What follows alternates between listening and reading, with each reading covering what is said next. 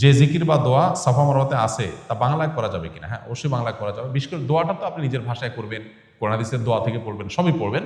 কিন্তু বিশেষ করে জিকিরগুলো হাদিসের যে টেক্সট আছে, অ্যারাবিক টেক্সট, হুবহু সেটা করতে পারলেই উত্তম, সেটাই করা উচিত।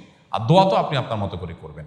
ইভেন এটা যদি আমরা দেখে দেখেও পড়ি, কোনো অসুবিধা নেই। তফরত অবস্থায়, সাই অবস্থায় আমরা দেখে দেখে দোয়া করতে পারি এবং জিকিরগুলো পড়তে পারি, কোনো অসুবিধা নেই ইনশাআল্লাহ তাআলা।